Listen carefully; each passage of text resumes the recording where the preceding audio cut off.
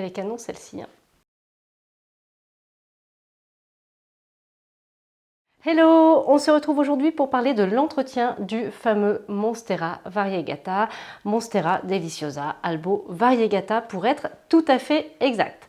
Alors j'en ai une grande, j'en ai une petite qui est déchaînée, complètement déchaînée, regardez-moi cette blancheur, et elles vont super bien. La grande, je l'ai depuis 3 ans et elle a végété. Donc ce que j'ai envie de faire aujourd'hui, c'est de partager avec vous mon expérience et mes conseils d'entretien pour que ça aille mieux, parce que là, depuis quelques mois, elle me fait feuille sur feuille, le blanc reste blanc, donc que demande le peuple?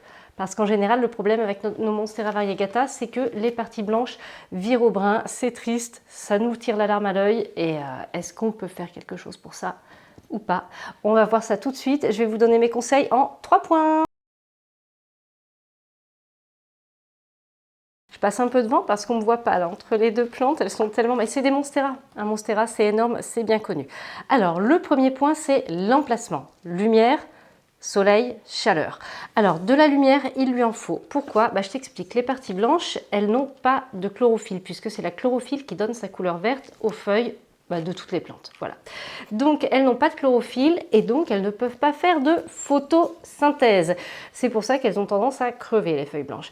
Donc, ce qui se passe, c'est que ce sont les parties vertes qui soutiennent la plante, qui la font vivre. Donc, il leur faut un max de lumière parce que vu qu'il y a des parties blanches, le vert, faut vraiment qu'il puisse envoyer du pâté. Alors, ce qu'il faut, c'est un emplacement bien lumineux, mais surtout pas de soleil direct. Et ça, je te le confirme, parce que la grande, là, elle a eu du soleil direct pendant 2 ans et demi, 3 ans. Et crois-moi, tout ce qui était blanc avait blanchi. Et il y a même du vert qui avait pris un petit coup de soleil. C'était pas très joli à voir. Donc moi, là, j'ai trouvé un emplacement qui est pas mal du tout. Tu vois, ma baie vitrée, elle est pleine ouest, ce qui fait que le soleil vient à partir du début d'après-midi. J'ai mis ma plante sur le côté. Les feuilles ont pas mal de lumière parce qu'on est juste sur le côté, mais surtout pas de rayons directs, et elles se portent à merveille.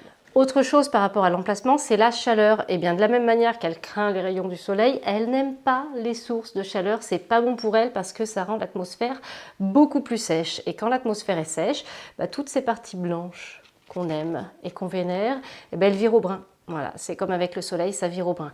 Donc tu l'éloignes des radiateurs, et ça je confirme, j'ai essayé, c'est pas bon du tout. Donc tu l'éloignes des radiateurs. Si tu as du chauffage au sol, comme c'est mon cas, tu la places plutôt en hauteur. La grande par exemple, elle est sur un banc, donc tout va bien.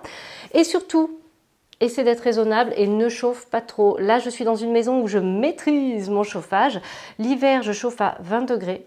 Pas plus, et ça se passe très bien. Avant, j'étais dans un appart à 22-23 degrés, plutôt 23 que 22, et là, ça grillait. Ça n'allait pas du tout. Elle était maladive et elle faisait pas grand-chose. Alors ensuite, pour ce qui est de faire grand-chose, pas grand-chose, parfois vous me dites, j'en ai une, mais elle pousse pas. Alors, celle-ci, quand je l'ai achetée, elle avait que 3 feuilles. Maintenant, elle en a 10 000. J'exagère à peine.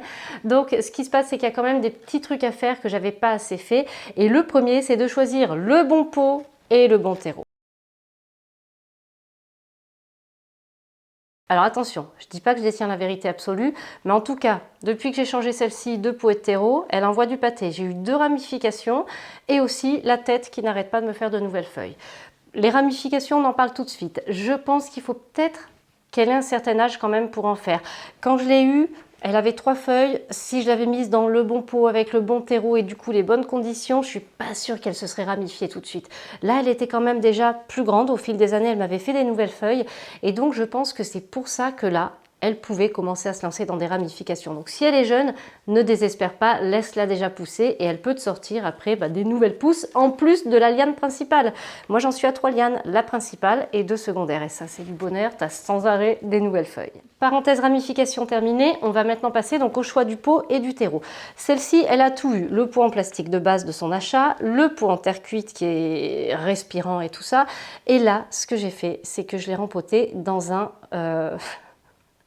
Je perds mon cerveau. Je l'ai rempoté dans un pot à réserve d'eau. Plus exactement, je regarde parce qu'il est là-bas, je vais aller le chercher.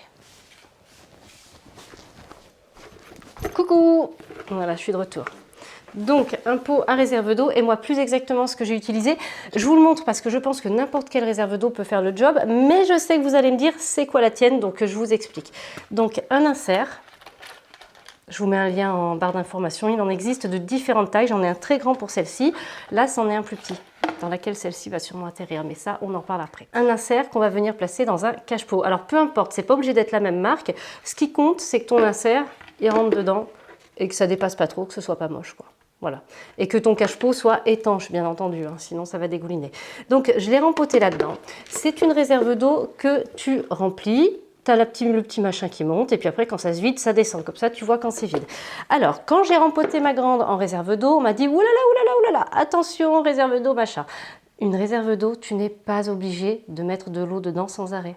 Tu peux la laisser se vider et attendre quelques jours pour la remplir. Et ce que la réserve d'eau m'a apporté, c'est d'arroser plus généreusement.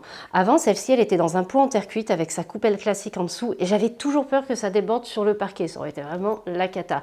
Du coup, j'arrosais, mais un peu radin, quoi. Petite interlude, je viens de m'apercevoir que j'étais floue. Normalement, c'est arrangé, enfin j'espère. J'ai l'impression que ça trouble la caméra, qu'il y a des plantes là. Là, si on est toutes au même endroit, c'est mieux. Donc la réserve d'eau, ce qu'elle m'a apporté, c'est des arrosages plus généreux. Maintenant, j'ose y aller, donc ça mouille mieux le terreau et la plante là, elle me remercie. Donc ce que je fais, c'est que j'arrose plus généreusement. Par contre, je laisse la réserve se vider, je ne laisse pas humide en permanence. Je ne sais pas ce qui est le mieux ou pas pour cette plante. En tout cas, là, ça lui convient très bien. J'arrose bien, il y a de l'eau pendant quelques jours, ensuite c'est absorbé, la plante continue à boire. Des fois, du coup, elle me fait des petites gouttes de sueur là au bout des feuilles, c'est pas grave tant que c'est pas beaucoup et ça marche très bien. Une fois que la réserve est sèche, je laisse comme ça. Je laisse comme ça pendant quelques jours et puis après je réarrose. Ça dépend, en été je vais arroser plus souvent, en hiver je vais arroser moins souvent, je vais laisser la réserve d'eau vide un peu plus longtemps. Ensuite le terreau, parce que quand je l'ai mise là-dedans, j'ai changé son terreau. J'avais tenté dans le pot en terre cuite un terreau avec de l'écorce, tout ça, bref le super mélange. Et écoute, franchement, je ne peux pas dire qu'il se soit passé grand-chose d'extraordinaire. En revanche, là, je l'ai mise dans le terreau. Alors attends, pareil, je vais lire l'emballage qui est là-bas de l'autre côté de la caméra. Je suis filmée par mon matériel en fait. C'est le BioBiz Almix ou Allmix, je ne sais pas comment ça se prononce, si c'est allemand, anglais, bref. Toujours est-il que je te mets le lien en barre d'informations si tu veux retrouver pile poil le même. Je l'ai rempoté dans ce terreau en janvier ou alors tout début février, je me souviens plus. Je vous l'avais fait en café plante, je vous le remets puisque c'est là que certaines personnes m'avaient dit attention, attention avec la réserve d'eau. Et depuis ce moment-là, c'est là qu'elle m'a fait ces deux ramifications, c'est-à-dire que clairement, juste après le rempotage, elle s'est lâchée. Elle avait enfin à manger un terreau qui lui convenait, donc il est pas mal du tout. Depuis qu'elle est dedans, elle n'arrête pas. J'ai sans arrêt des feuilles. J'ai donc maintenant mes 3 départs, ma liane principale et les 2 ramifications, et c'est feuilles, feuilles, feuilles, feuilles en permanence. Ça ne veut pas dire qu'un mélange fait maison avec de l'écorce et tout n'est pas bien, ça veut dire que chez moi en tout cas ça n'a pas donné grand chose. Je suis partie sur un truc là sans prise de tête et ça fonctionne très bien. Donc si tu n'as pas envie de te prendre la tête, sache que ce terreau là fait très bien le job. Maintenant, ceci nous amène aussi au fait qu'elle avait dû avoir faim, le terreau avait dû s'esquinter à force après le premier rempotage, j'avais pas rempoté pendant un petit moment. Est-ce qu'on peut la nourrir avec de l'engrais? Bien entendu, forcément. Évidemment, comme toute plante. Par contre, il faut se méfier. On m'a dit et répété que cette plante-là, fallait un engrais pas trop riche en azote parce que sinon, ça fait revenir du vert. C'est assez logique, l'azote, ça stimule tout ce qui est la pousse des feuilles et tout, donc on part plus sur du vert, ça me paraît assez logique. On m'a dit qu'il vaut mieux avoir un engrais en dessous de 5% d'azote. Alors j'en ai un, mais mon matériel est encore là-bas. J'y retourne, je reviens. Tadam, me voilà de retour. Alors... Du coup, quand j'ai entendu parler de ça, j'ai regardé un petit peu tous mes engrais plantes vertes. En fait, grosso modo, ils étaient tous grand maximum à 5% et tous en dessous. Il y a celui-ci, le Orbrun plante verte, qui est à 3% d'azote. Voilà, c'est ce que j'ai trouvé de mieux dans ce que j'ai. Après, je ne suis pas allée chercher partout à droite à gauche, puisque moi, j'aime bien la simplicité. J'aime bien ne pas trop me casser la tête non plus. Donc, celui-là, qu'on trouve facilement dans le commerce, il fait le job. En revanche, je vais être honnête, moi, je ne les fertilise pas. Je ne fertilise pas celle-ci, je ne fertilise pas celle-là. Pourquoi? Parce que j'ai la trouille. J'ai la trouille qu'elle redevienne verte. Donc ce que je fais là, depuis qu'elle est dans son nouveau terreau, tout va bien. Et au printemps, je vais la laisser toute la saison. Au printemps prochain, je vais voir. Si je vois qu'elle ne s'éclate pas autant que cette année, je lui ferai soit un bon surfaçage, soit un rempotage, tout simplement pour la nourrir tous les ans avec du bon terreau tout neuf, parce que j'ai un petit peu la trouille quand même, et si elle vire au vert, ça va vraiment m'enquiquiner, et j'ai pas envie d'avoir à couper des parties, repartir, etc. Voilà, en tout cas, sache que normalement, tu peux leur donner de l'engrais, faut qu'ils soient pas trop chargés en azote. Après, je t'avoue que je suis pas scientifique là-dessus, et que j'ai pas fait des essais sur plusieurs monstera pour te confirmer ceci ou cela. On est mal là parce qu'il y a un troisième point que je voulais aborder et je l'ai déjà abordé, c'est l'arrosage. Finalement, je t'ai expliqué comment j'arrose. J'arrose plus généreusement grâce à la réserve d'eau, j'ai pas peur que ça déborde, donc j'y vais franco.